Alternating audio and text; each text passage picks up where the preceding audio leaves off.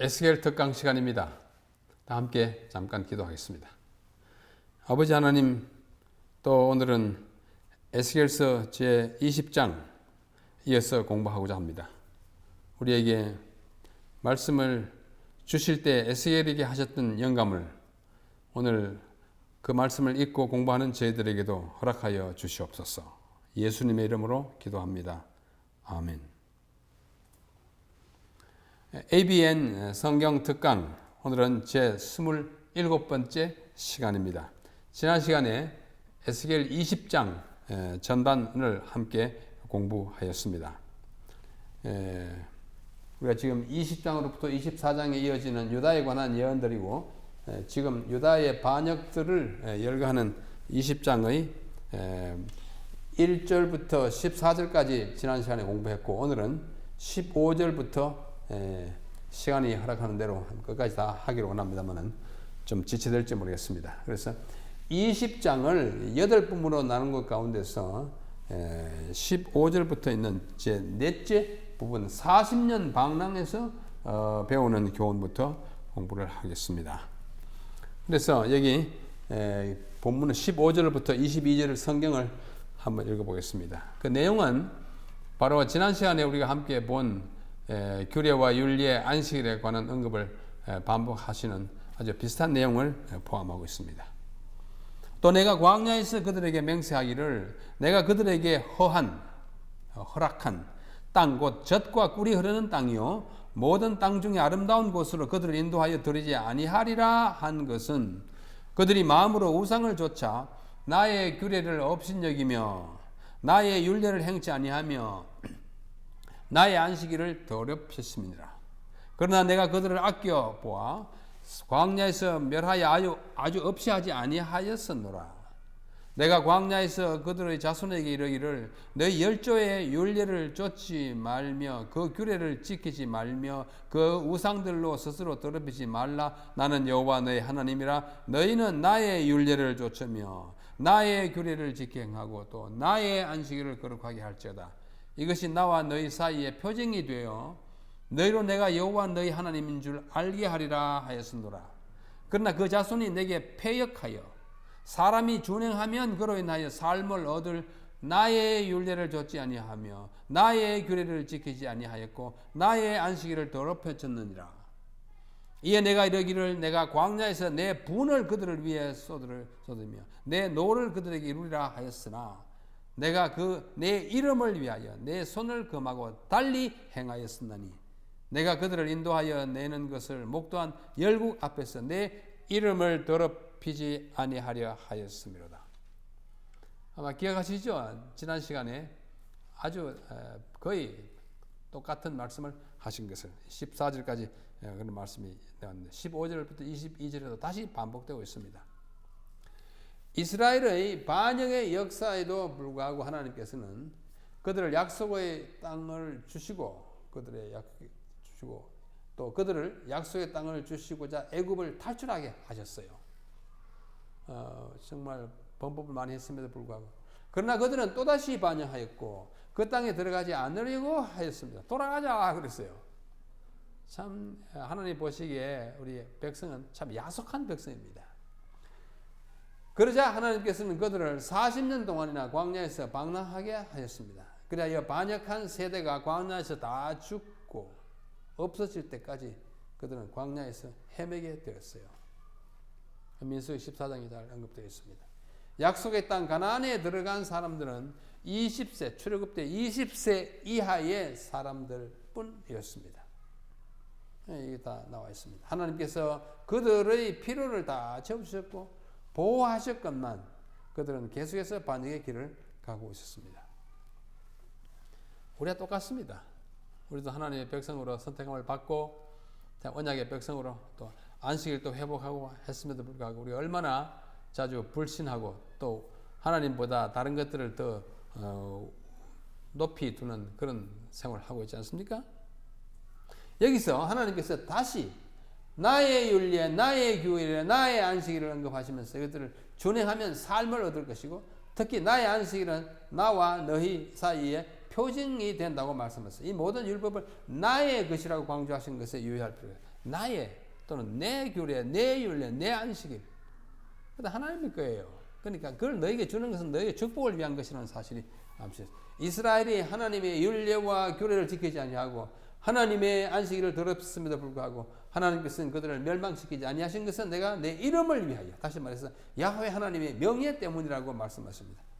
우리는 하나님의 이름 덕분에 안 죽고 있습니다. 그렇죠? 우리 정말 죽어야 마땅한 죄인이지만 하나님 이름 덕분에 살아가는 것이에요. 그러므로 우리가 하나님 이름에 종교를 돌리고 하나님 이름을 찬송하는 것입니다. 이름 권세로 살아갑니다. 그 다음에 23절로 다섯 번째 보시면 그 땅에서 범한 과거의 반역들을 또 말합니다. 또 내가 광야에서 그들에게 명사하여 내가 그들을 이방인 중에 흩으며 열방 중에 해치리라 하였으며 이는 그들이 나의 규례를 형치 아니하고 나의 율례를 멸시하고 나의 안식을 더럽히고 눈으로 그 열조의 우상들을 사모함이며 또 내가 그들에게 선치 못한 율례와 능히 살게 하지 못할 규례를 주었고 그들이 장자를 다 화제로 드리는 그 예물로 내가 그들을 더럽혔으면 그들을 멸망케 하여 나를 여호와인 줄 알게 하려 하였습니다. 마치 이 표현이 하나님께서 우상을 숭배하도록 막 이렇게 격려한 것처럼 보이는데 이것은 히브리식 표현입니다. 그들이 하도 하려고 하기 때문에 해라 그러고 강제로 하나님을 경배할 수가 없기 때문에 했다는 그런 뜻의 히브리인들의 표현입니다. 그런즉 인자야 이스라엘 족속에게 고하여 이르기를 주 여호와의 말씀에 너희 열조가 또 내게 범죄하여 나를 욕되게 하였느니라. 과거의 범죄를 자꾸 언급하시는 거예요. 내가 그들에게 주기로 맹세한 땅으로 그들을 인도하여 들었더니 그들이 모든 높은 산과 모든 무성한 나무를 보고 또 거기서 제사를 드리고 경록케 하는 제물을 올리며 거기서 또 분향하고 전제를 부어 드린지라. 이에 내가 그들에게 이르기를 너희가 다니는 산당이 무엇이냐 하였느라. 그것을 오늘날까지 밤하라 일컫느니라. 29절까지 말씀해요.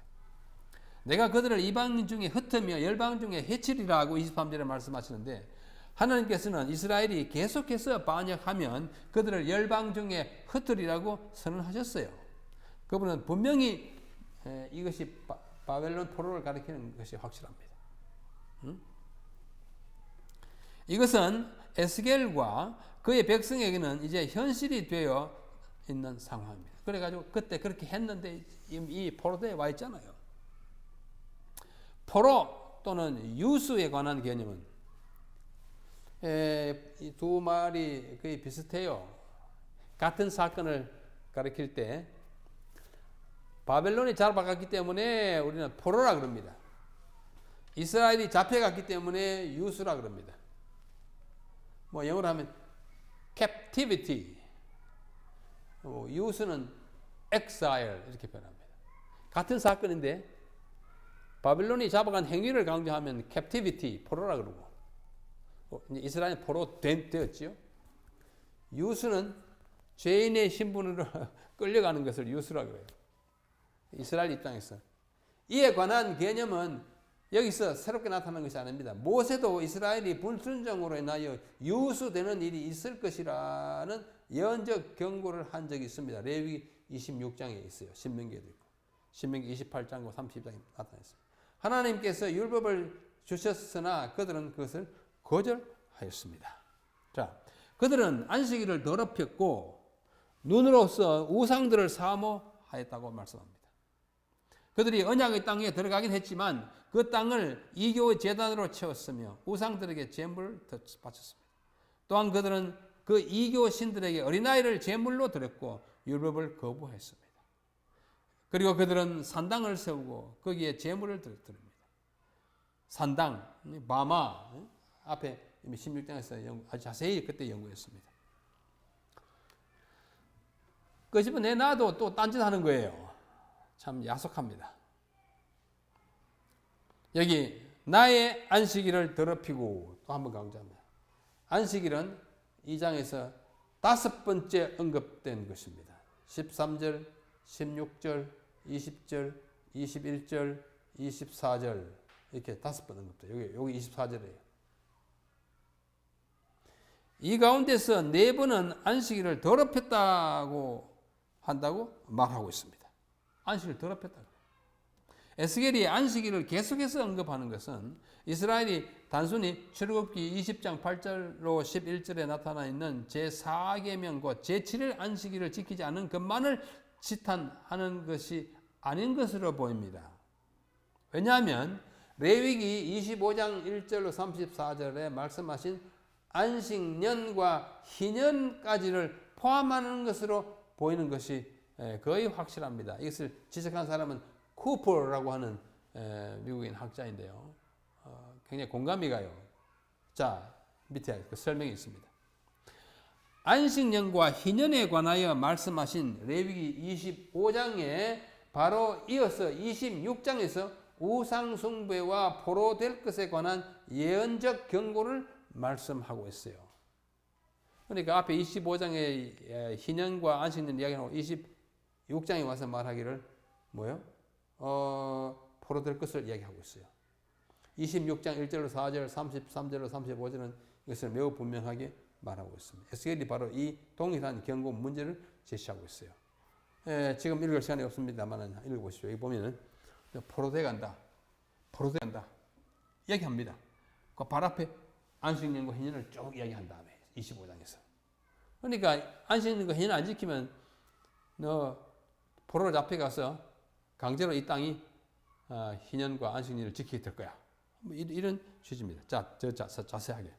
이스라엘과 유다는 바벨론으로 유수되기 전에 아마도 70번의 안식년을 지키지 않았을 것으로 추정됩니다. 왜냐하면 그다음 읽어보면 그래서 70년 동안의 유수를 통하여 땅이 70년의 안식년을 찾아 먹게 된 것이라고 예레미야는 말하고 있고 역대 기자도 말하고 있습니다. 역대하 맨 마지막 장에 가보면 36장에 보면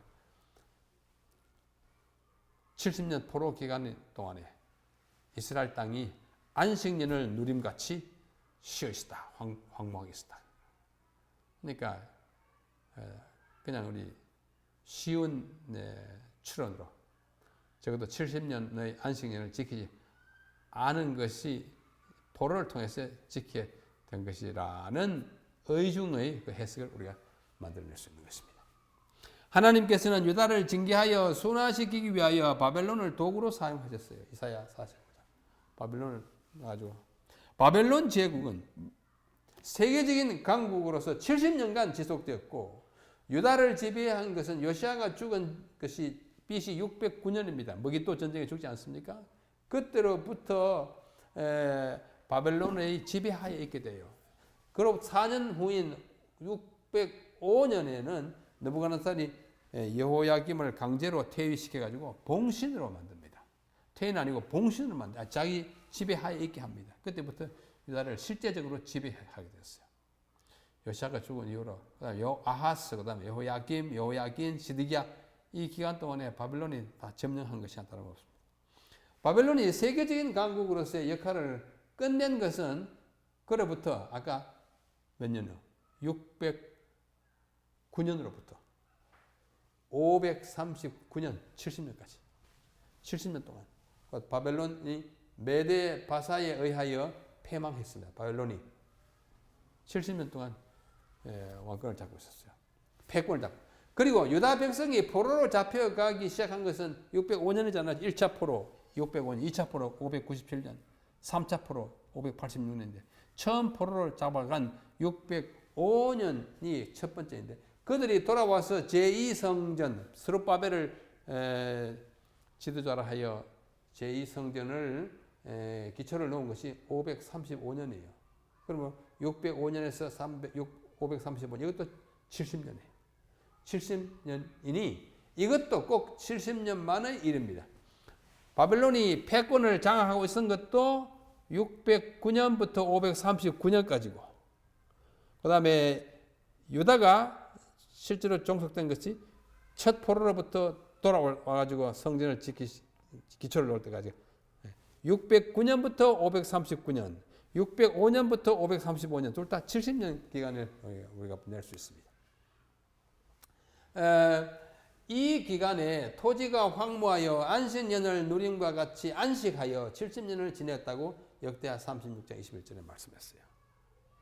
그러니까 그들이 여기서 말하는 내 안식일을 더럽히고 하는 이 안식일에 안식년도 들어있는 것이 레위기의 25장과 26장의 그 선후 관계에서도 그러하고 또 이런 말씀처럼 안식년을 지키지 않았기 때문에 강제로 포로로 간 후에 안식년을 지키게 한 것도 안식년을 안 지켰기 때문에 된 일이므로 여기서 말하는 안식일을 더럽혔다는 말은 단순한 제7일 안식일뿐만 아니라 안식년까지를 포함했다는 이러한 논리적 그 증거를 우리가 보게 되는 것입니다. 에스겔이 20장에서 5번이나 안식일을 언급하며 강조한 것은 바로 이런 배경 때문이었을 것으로 보입니다. 너희가 다니는 산당이 뭐냐? 앞에 물었습니다. 이것은 대답이 필요 없는 수사학적 질문. 뭐냐? 그 아무것도 아니다 그거예요. 이거 수사학적 질문입니다. 대답이 뻔한 질문. 너희 다니는 산당이 뭐냐? 그 헛거 아니냐 그거예요. 이 물음을 통하여 하나님께서는 이스라엘의 대답을 허락하지 않으시면서 그들을 심문하십니다. 아마도 백성들은 그들이 하나님이 모르시는 가운데 우상을 섬길 수 있다고 생각했을 것입니다. 그래서 그들은 하나님께서 허락하신 땅에 들어와서 그 땅을 이교의 우상들과 산당들로 가득 채웠습니다. 하나님 안 보니까 모를 거야. 안 보지 않습니다. 그러나 하나님은 그들의 생각과 행동을 다 아십니다. 그분은 우리의 앉고 서는 것을 다 보시고 알고 계십니다. 오늘 나에게는 산당이 없는가? 있다면 무엇인가? 하나님 모르지 싶어서 하는 일 혹시 없습니까? 숨겨둔 산당. 우리가 그것을 다 허물어야 할 것입니다. 자, 6번째, 현재의 반역과 다가오는 유수. 30절로 39절이에요. 그러므로 너는 이스라엘 족속에 이르기를 주 여호와의 말씀에 너희가 열조의 풍습을 따라 스스로 더럽히며 그 모든 가장한 일을 쫓아 행음하느냐. 너희가 또 너희 아들로 화제를 삼아 예물로 드려 오늘날까지 우상들로 스스로 더럽히느냐. 이스라엘 족속아 너희가 내게 묻기를 내가 용납하겠느냐. 나 주 여호와가 말하노라. 내가 나의 삶을 두고 맹세하노니 너희가 내게 묻기를 내가 용납지 아니하리라. 너희가 스스로 이러기를 우리가 이방인 곧 열국의 족속같이 되어서 목석을 숭배하리라 하거니와 너희 마음에 품은 것을 결코 이루지 못하리라. 나 주 여호와가 말하노라. 내가 나의 삶을 두고 맹세하노니 내가 능한 손과 편팔로 분노를 쏟아 너희를 단정코 다스릴지라. 능한 손과 편팔로 분노를 쏟아 너희를 열국 중에서 나오게 하며 너희의 흩어진 열방 중에서 모아내고 너희를 인도하여 열국 광야에 이르러 거기서 너희를 대면하여 국문하되 내가 애굽 땅에서 너희 열조를 국문한 것 같이 너희를 국문하느라 나 주 여호와의 말이니라. 내가 너희를 막대기 아래로 지나게 하며 언약의 줄로 매려니와 너희 가운데서 패역한 자와 내게 범죄한 자를 모두 제하여 버릴지라. 그들을 그 우거하는 땅에서는 나오게 하여도 이스라엘 땅에는 들어가지 못하게 하리니 너희가 나를 여호와인 줄 알리라. 나 주 여호와가 말하노라. 이스라엘 족속아 너희가 내 말을 듣지 아니하려거든 가서 각각 그 우상을 섬기고 그 후에도 그리하려무나마는 다시는 너희 예물과 너희 우상들로 내 거룩한 이름을 더럽히지 말지니라. 굉장히 아주 어감이 강해요. 아주 하나님께서 강한 톤으로 말씀하십니다. 너 이렇게 하지 않느냐? 정 그렇게 하고 싶으냐? 해봐라. 뭐 이런 것입니다. 자, 이스라엘의 과거의 반역들의 초점을 맞추어 견책해 오신 하나님께서 이제는 나머지 부분에 미래에 대하여 말씀하십니다. 너희가 내게 묻기를 내가 용납하겠느냐? 용납 안 합니다. 이스라엘이 조상들의 풍습을 따라 온갖 숭배와 우상 숭배와 불법을 자했는데 어떻게 너희들에게 질문을 허용하였느냐? 말도 입도 열지 마라.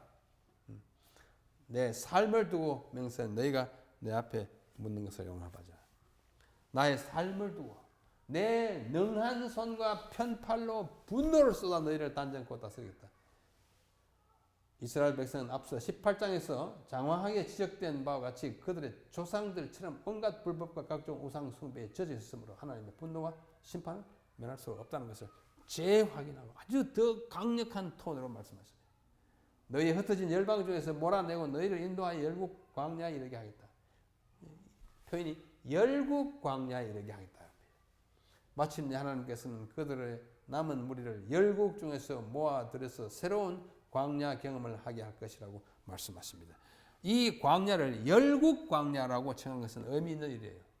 전에는 무슨 광야였습니까? 모래와 돌짝밭으로 된 광야였다면 출애굽 때, 지금 이번의 광야는 나라들, 열국 또는 백성들 사이의 광야, 즉 인생 광야에서 단련을 받게 하시겠다는 말씀이에요. 출애굽의 이야기는 여기서 다시 이스라엘을 위한 하나의 모델이 되고 있습니다. 하나님께서는 그들을 광야로 이끌어내신 것은 너희 가운데 패역한 자와 너에게 범죄한 자를 모두 제하여 버리기 위함이었습니다. 이 본문에서 제하여 버린다는 말은 대부분의 영역본에서는 purge라고 보니, purge는 씻어낸다, 깨끗하게 한다는 것입니다. 반역자들 다 몰아낸다. 너희들 순수한 백성으로 남아있게 하기 위한 것이라고 합니다. 광야의 종류가 두 개 있습니다. 출애굽의 광야는 돌짝밭, 모래 광야이고, 다시 하나님의 백성을 또 광야로 끌어내가지고 인생들 사이에서 시달리면서 배우며 느끼며 순화되기를 바라시는 광야, 인생 광야인 것입니다. 여기서 37절에 내가 너희를 막대기 아래로 지나게 하겠다 이렇게 말씀하셨어요. 막대기 아래로. 막대기 있으면 그 아래로 지나가게 하는 것입니다. 막대기 뭐 하는 거예요? 징계하고 또 짐승들을 모으는 목자가 짐승들을 이렇게 인도하는 것이 아니겠습니까? 이것은 하나님께서 이스라엘을 징계하시고 훈련하시겠다는 말씀입니다. 이 절에서 막대기를 뜻하는 히브리어 쉐베트가 나왔어요. 쉐베트는 동물이나 종을 훈육하고 징계할 때 사용하는 매를 가리킵니다. 자문에 매에 대한, 막대기가 매에 대한 이야기가 많이 나와요. 일단 쉐베트입니다. 매를 아끼면 어떻게 돼요? 아이를 망치죠. 뭐 영어 속담에 spare the rod, spoil the child. spare the rod. 막대기를 아껴라. 채찍을 아껴봐라. spoil the child. 아이를 망친다.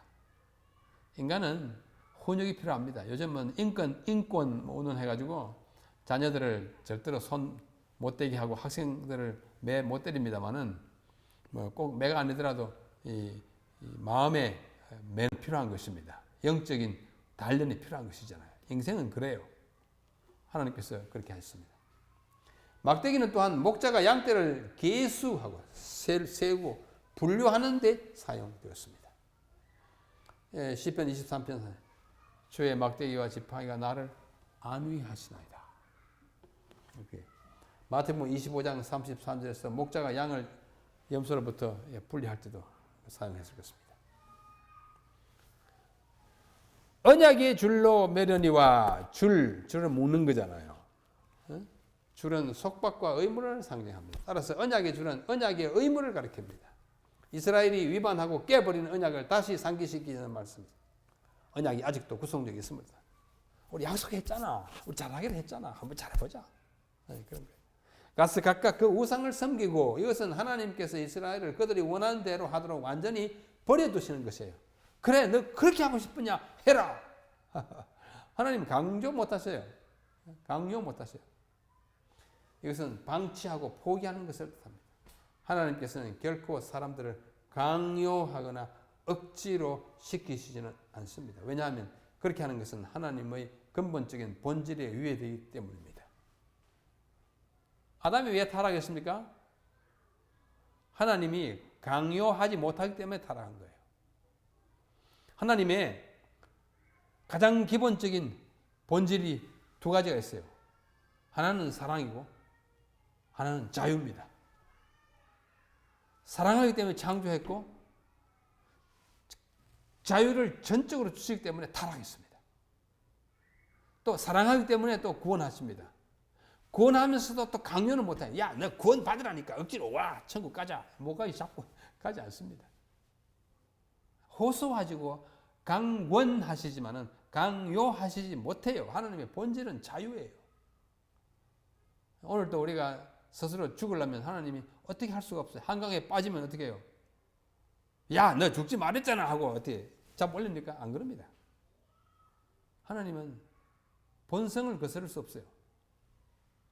그래서 우리는 타락하는데 구원도 마찬가지입니다. 타락도 우리의 선택에 의해서 하고 구원도 주시는 분은 하나님이지만 그걸 받는 사람은 우리의 선택 자유에 달린 것입니다.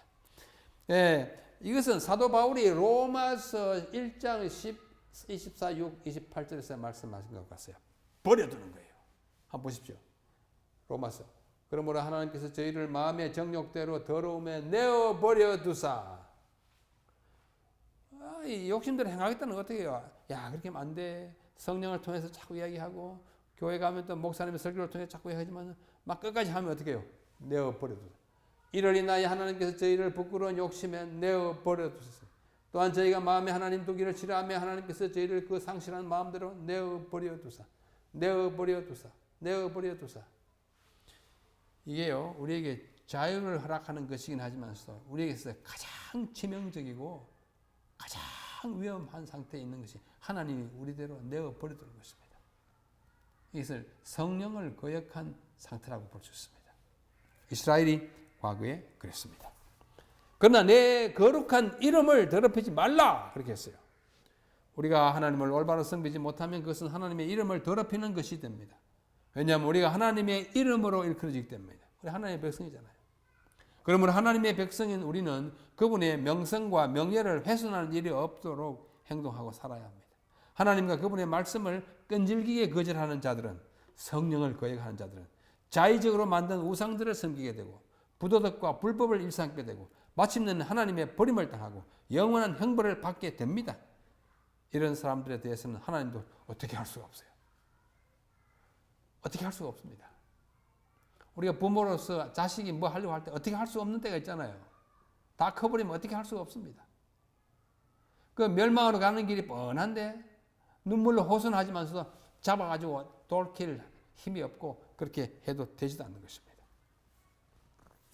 7번째, 유수 후에 이제 정결케 되는 이야기를 쓰고 있어요. 40절로 44절. 나 주 여호와가 말하노라. 이스라엘 온 족속이 그 땅에 있어서 내 거룩한 산 곧 이스라엘의 높은 산에서 다 나를 섬기리니. 희망적인 얘기예요. 앞으로 그런 때가 올 것이다. 거기서 내가 그들을 기쁘게 받을지라. 거기서 너희 예물과 너희 천신하는 첫 열매와, 이 천신이라는 말이 좀 어려운 말이에요. 추천한다는 천자이고 새신자예요. 천신하는 첫 열매. 천신이라는 말을 사전에 찾아보면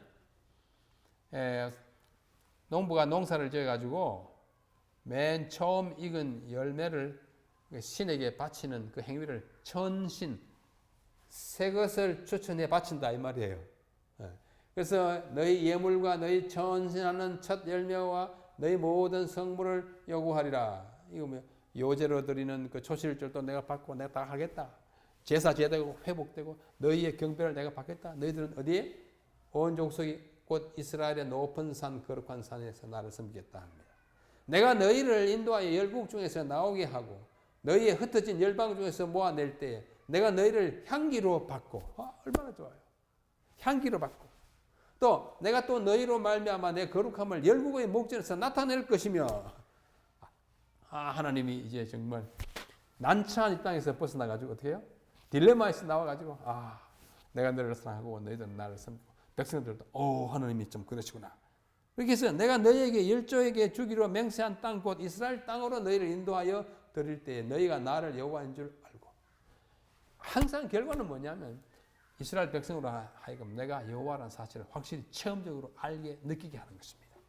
거기서 너희의 길과 스스로 더럽힌 모든 행위를 기억하고, 우리가 회개하고 용서받는다고 해서 과거의 잘못을 깡그리 망각하는 거 아니에요.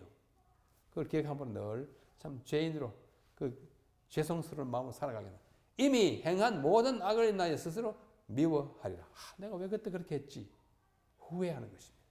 이스라엘 족속아, 내가 너희의 악한 길과 더러운 행위대로 하지 아니하고 또 뭐요? 내 이름을 위하여 행한 후에야 너희가 나를 여호와인 줄 알리라.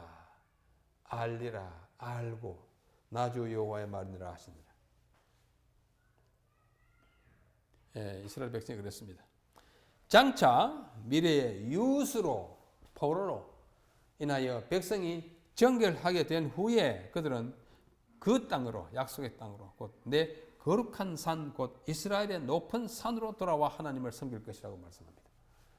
이 산은, 거룩한 산은 시온산이요. 예루살렘 즉 성전이 있는 곳입니다. 거룩한 산, 시온산이 많이 말씀했어요.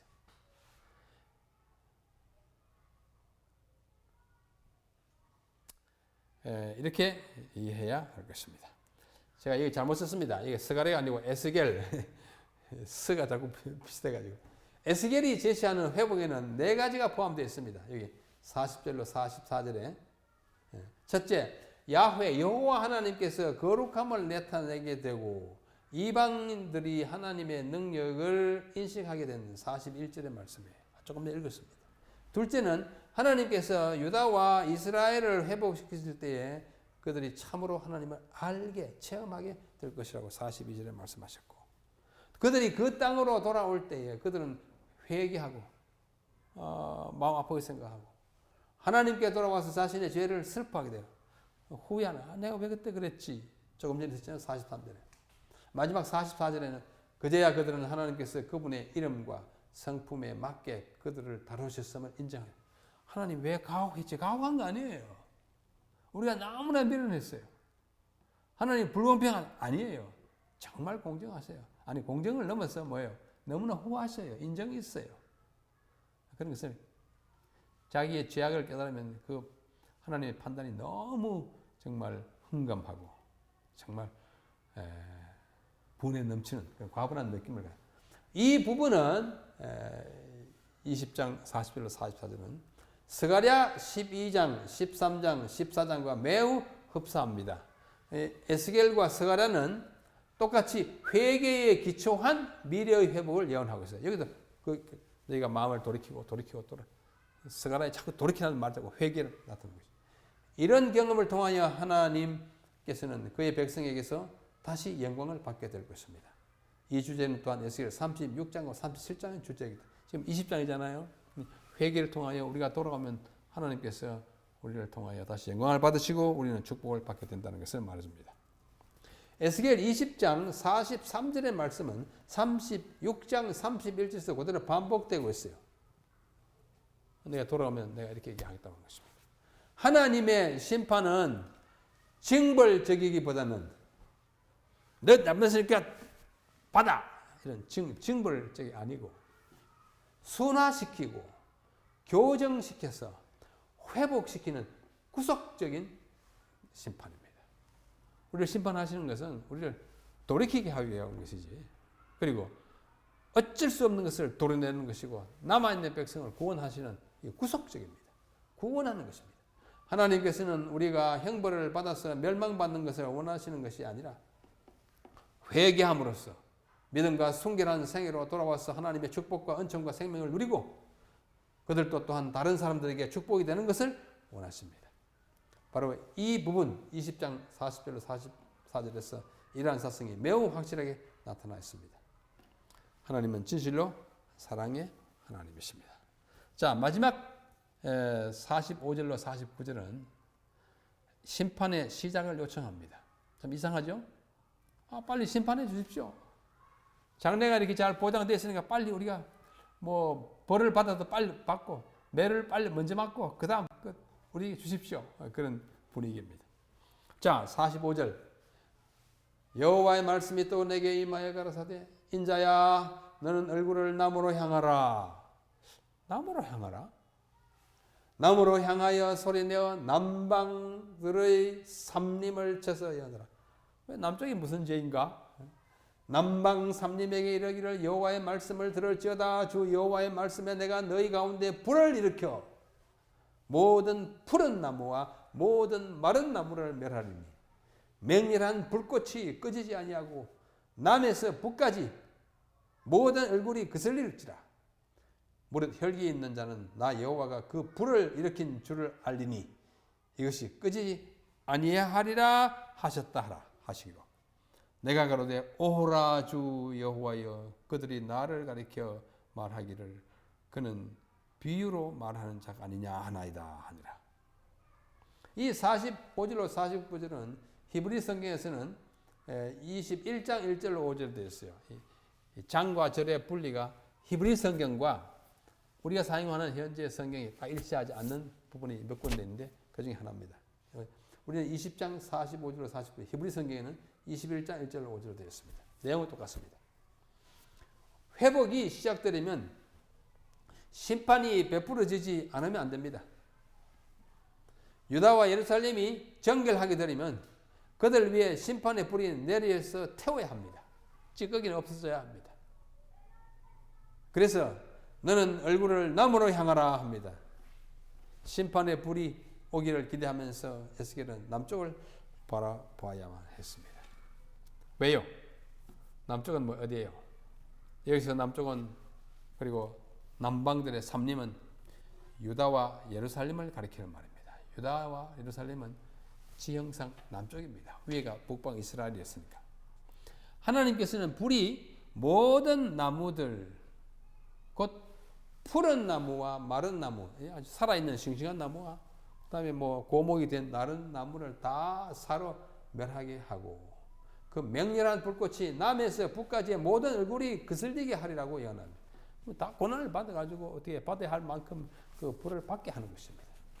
이 비유적 예언을 통하여 에스겔은 바벨론 군대가 유다를 침공할 것과 또 예루살렘을 파괴할 것을 묘사하고 있습니다. 이제 유다의 멸망은 불가피한 현실이 되었고 그것도 매우 임박하게 되었습니다. 하나님의 징벌의 시간이 다가온 것입니다.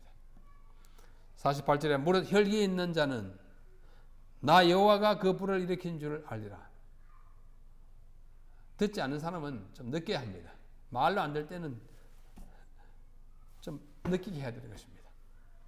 유다와 예루살렘의 멸망과 파괴는 그 규모와 정도가 너무나 크고 현저하여 이 세상에 누구도 그것이 하나님의 심판의 결과임을 인식할 수 있게 할 것이라고, 있을 것이라고 말씀하셨습니다. 딱 보고 유다가 저렇게 망하는 건 정말 특별한 일이야, 하나님이 하시는 일 같다, 이렇게 인식하게 하는 것입니다. 마지막 49절, 내가 가로되 오호라 주 여호와여, 그들이 나를 가리켜 말하기를 그는 비유로 말하는 자가 아니냐 하나이다. 뭐 그는 이제 하나님의 말씀을 전달하는 이제 에스겔입니다만은, 뭐 에스겔의 말은 하나님의 말이죠. 이것은 선지자 에스겔의 불평이에요. 왜 이렇게 참 뭐 남쪽 뭐 나무 뭐 불꽃 이렇게 다 비유로 말씀하시냐. 사람들이 내 말을 들으면 야 너는 비유로 말하는데 좀 딱 부러지게 좀 말해봐, 이렇게 말할 것 같습니다. 하나님 그렇게 불평하는 거예요. 그러나 하나님께서는 비유로 말씀하심으로 사람들이 진지하게 받아들이지 않을 경향이 있다는 취지의 에스겔의 불평인데, 그러나 하나님께서는 유다의 운명을 그렇게 말씀하실 필요가 있었을 것입니다. 하나님 필요 없이 까다롭게 이렇게 하는 분이 아니거든요. 이 땅에 오셨던 그리스도께서도 언제나 비유로 말씀하시기를 절개하셨어요. 마태복음 13장 3절, 10절, 13절, 33절로 35절. 여기 33절로 35절은 그는 비유가 아니면 말씀을 하지 아니하셨다라고 말씀할 만큼 예수님은 비유로 말씀을 많이 하셨어요. 특별히 마태복음 13장은 전부 비유 아닙니까? 밭에 감추인 보와 뭐 진주 뭐 비유가 많습니다. 씨 뿌리는 비유, 비유. 비유로 말씀하시는 데는 이제 두 가지 큰 목적이 있습니다. 첫째는 불필요한 오해를 피하기 위하고 사람들의 마음에서 즉각적인 반발을 피하기 위해서입니다. 이렇게 하면 너 죽는다 말하면 당장 마음이 이제 불쑥 이제 다른 마음이 생기잖아요. 그러나 비유를 통해서 말하면 생각해 보니 이 말이구나 깨닫게 되는 것입니다. 그런 불필요한 오해와 또 불필요한 반응을 피하면서 교훈을 주기 위한 것이고, 둘째는 이것이 생활 주변에서 일어나는 일들을 매체로 하기 때문에 그것을 볼 때마다 나중에 연상함으로써 오래 기억하는 효과가 있습니다. 그렇지 않습니까? 우리 이솝의 우화 이야기들은 우리 오래 기억하잖아요. 그렇죠? 그런 목적이 있습니다. 절기가 말씀하셨어요. 비유로. 에스겔도 하나님의 말씀을 이렇게 비유로 말씀하시는데, 그러나 바로 다음 장인 21장, 우리가 다음 시간에 공부하겠는데 21장에서는 이 모든 것을 비유가 아닌 질설법으로 제시합니다. 이런 것은 이런 거 딱 끼워 맞춰서 딱 표현해 주셨어요. 에스겔이 이렇게 비유로만 말하면 이 사람들이 잘 오해하거나 자기에게는 말하는 것이 아닌 것으로 생각할 가능성이 있습니다. 말씀하시니까 그래? 그럼 내 설명해 줄게 하고 21장에 자세히 설명하고 있어요. 21장 1절로 7절. 다음 시간에 공부합니다. 자, 마지막으로 여기 정리된 말씀을 제가 다시 보겠습니다. 죄에 대한 심판은 축복의 전제 조건입니다. 우리가 축복을 받으려면 죄에 대한 심판을 받고 넘어가야 합니다. 달게 받아야 합니다. 죄에 대한 심판 없이 묵인 또는 무조건적 용납은 참된 축복이 될 수 없고 우리의 삶의 변화가 없습니다. 또 천국은 여전히 범죄의 장소가 될 것입니다. 심판을 통해서 모든 것을 깨끗이 한 다음에 진정한 축복, 지속적인 축복, 받을 만한 축복을 우리가 경험하게 되는 것입니다. 하나님의 진노의 심판은 축복의 회복과 언약의 성취에 선행합니다. 말이 좀 어렵습니다만은 진노의 하나님이 막 화를 내는 것처럼 보이시는 것은 우리가 그 죄를 얼마나 미워해야 한다는 사실을 보여주는 것이에요. 그러니까 진노 어린 심판처럼 보이는 그런 심판은 우리가 축복을 회복하는 것과 언약을 성취하는 것보다 먼저 와야 그 다음 것이 이루어지는 것이에요. 우리 모두 벌을 달게 받읍시다. 그렇게 해야 돼요. 그렇게 해야 진정한 축복이 옵니다. 이것은 종말 시대에도 마찬가지입니다. 지구의 정결이 먼저 계시록 17장, 18장에 있고 그 후에 19장, 20장에 메시아 시대가 옵니다. 그 다음에 21장, 22장에 신천지가 있지 않습니까? 먼저 청소하고 그 다음에 깨끗한 방에서 사는 것이 하나님의 섭리입니다. 우리 이미 구원받은 존재로서 날마다 우리 거룩하게 살고 하나님의 백성답게 살면서 율례와 규례를 업신여기거나 더럽히지 말고 안식일을 존중히 여기고 이렇게 하여 내 규례와 내 안식일, 내 법도를 우리가 다 지키는 백성이라고 하나님의 인정을 받을 수 있는 그런 백성으로 살아가기를 간절히 바랍니다. 우리가 율법을 지키는 것은 구원을 얻기 위한 것이 아닙니다. 그렇게 하면 율법주의자가 되고 행함으로 말미암는 의를 이루고자 하는 것일 것입니다. 우리가 율법을 지켜야 하는 것은 우리가 율법을 지킬 수 있도록 구원해 주셨기 때문입니다. 하나님은 내 안식일을 지키라 특별히 강조해서 말씀하셨습니다. 우리의 삶에서 느껴지는 여러 가지 불편이 혹 있더라도 하나님께서 우리를 구원하신 이 엄청난 사랑과 이 자비, 그 인자하심을 생각하고 더 좋은 하나님의 축복을 누리기 위해서 우리의 삶에 계속해서 변화가 이루어지는 그런 삶이 되기를 간절히 바랍니다. 다음 시간에는 21장 함께 공부하겠습니다. 모쪼록 우리 모든 성도님들 건강하게 지내시고 하나님의 축복을 계속해서 받으시기를 간절히 바랍니다. 감사합니다. 안녕히 계십시오.